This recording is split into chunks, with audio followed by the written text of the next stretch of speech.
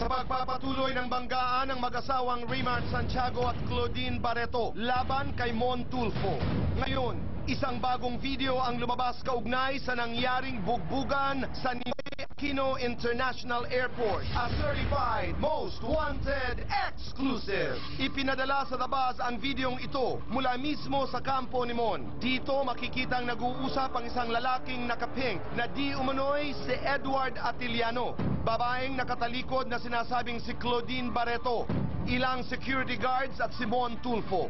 Maya-maya pa, makikitang binatukan ng lalaking nakapink si Mon gamit ang kanyang kaliwang kamay.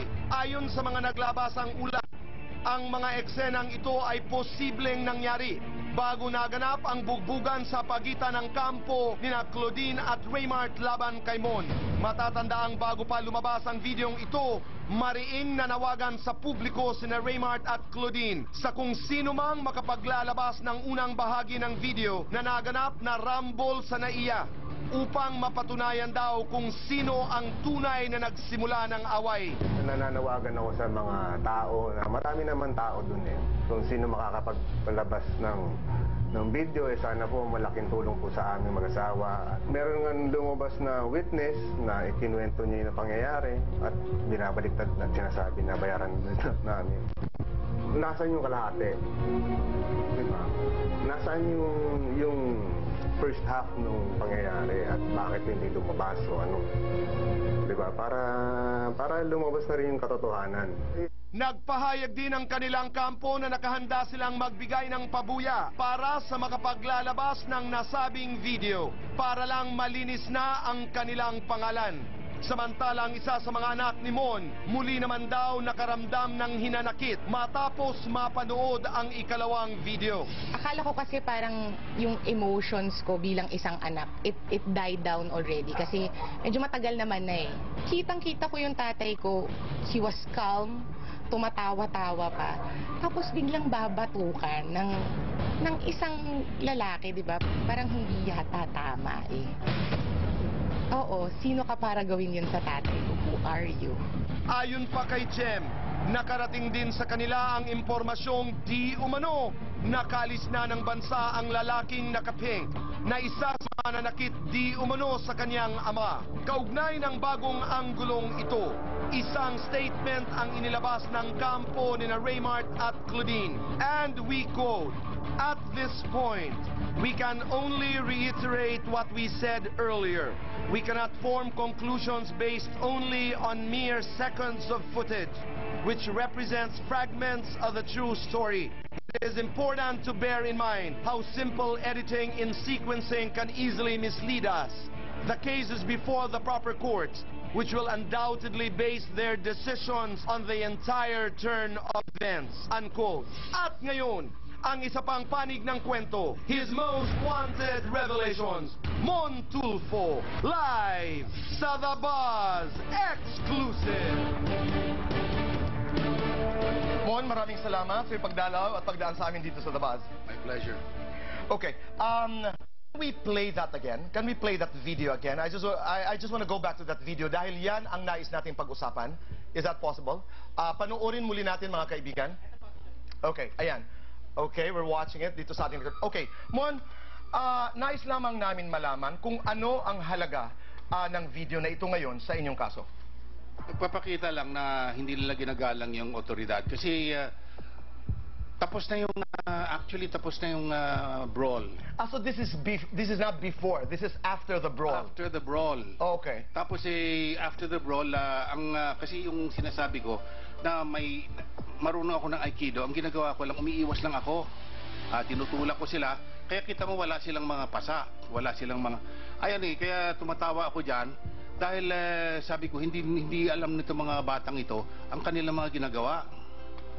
Kaya nung sinampal ako, doon ako nagalit na. Sabi ko, bakit andito na yung mga gwardiya, may mga pulis na diyan eh. At noong nagalit ka mo, anong ginawa mo? Kaya di ba sinuntok ko yan, yung the guy in pink sinuntok mo. O kaya bumagsak ba nung sinuntok mo? Bumagsak yan. At saka ilang beses nang napabagsak yan sa brawl. Yung tinutulak ko, ilang beses ko napabagsak yan. Napabagsak ko rin si Raymart. Oo, okay. Kaya lang talagang yung Raymart sneaked up on me from behind. Kaya, ayun. Yun na yung laman ng video na aming napanood. Yes, ito. Sinampal na naman ako. Wala na, tapos na eh. Okay, alright. Tumatawa ka dahil, ito ba yung nag-uusap kayo ng maayos? Itong sabi ko, tinan mo itong mga batang ito, sabi ko, hindi nila alam yung ginagawa nila. Ayun, minumura ako. Itong yung nakapula, itong si Claudine, mura ng mura sa akin. Walang hiya ka, ganon. Pakialamero ka. Kaya... Okay. Mon, at this point, kilala mo na sila si Claudine Barreto. And do you know this guy, this boy in pink? Eduardo Atilano, isa siyang financial consultant ng isang magandang trabaho nito eh. Malaking tao ito, tinan mo, pareho ka, magkatangkad. Kasing tangkad ko siya, mas matangkad siya sa akin. How did you know him? Somebody told you after na the... After. Okay, all right. Has his family gotten in touch with you? It seems like you know him. Hindi, nabasa ko na lang kung sino siya. All right. Paano napunta sa iyo ang videong ito at paano napasa kamay mo ang videong ito? Alam mo yung may nagmalasakit na nga sa akin, yung nag-upload ng video, di ba ilang beses kong sinasabing magpakita ka sa akin, nagpapasalamat ako sa iyo. Nagpakita yung tatay niya. At binigay itong video. Sabi niya, wag mo na lang idama yung anak ko dahil ayaw niyang maisali sa korte. Sa mga proceedings. Mon, are you still interested to get the first part of the video? Itong ika nga pinaghahanap ng lahat ng ito. Of course. You are? Yes, I am. In fact, yun na nga kasi doon makikita, ang pinag-umpisahan yan, nung kinukuha nila sa bulsa ko, yung video. Kaya, ayun ang nag-umpisa. Ito, tapos na ito. Dumating na yung mga security guys, kaya kampante na ako. Nung gusto nilang kunin yung camera ko.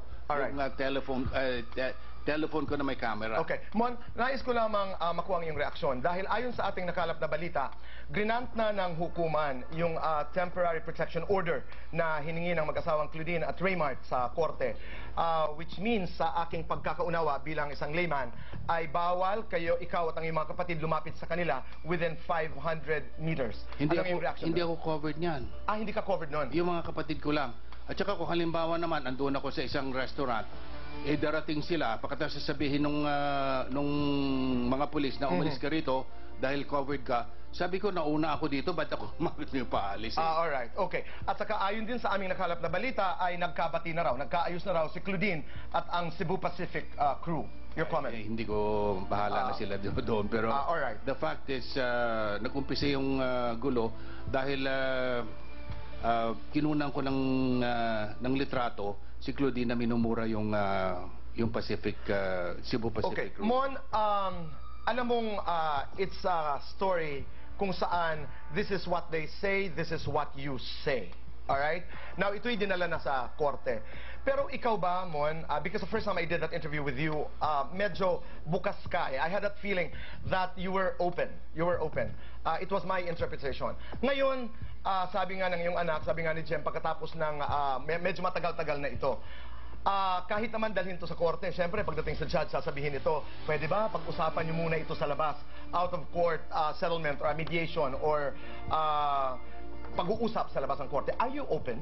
Alam mo, kailangan kong makausap yung pamilya ko dahil sila nasaktan, yung mga kaibigan ko, at saka yung abogado ko. It's not going to be a personal decision? Hindi ito personal decision.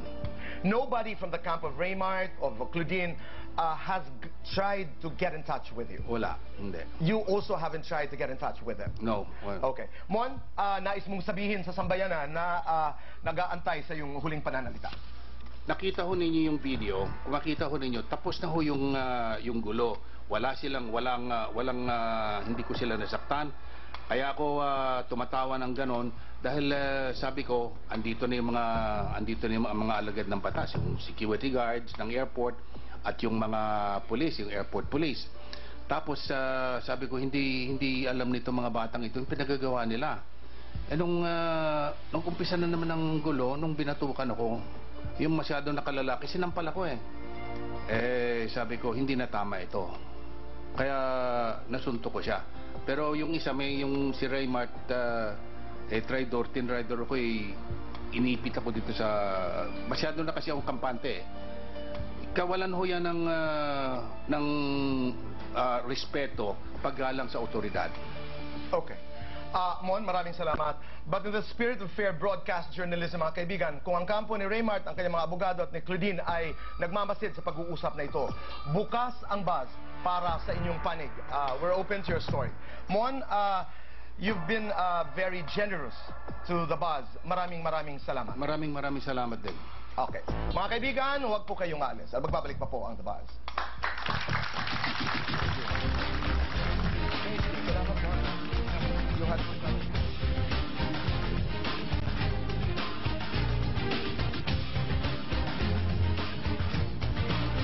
Susunod, Coco Martin. Pressured nga ba sa pagsabak niya sa kanyang unang live romance movie, ang kanyang most wanted na pag-amin, live! Angeline Quinto, handa na bang harapin ang isang malaki at bagong yugto sa kanyang buhay-pamilya?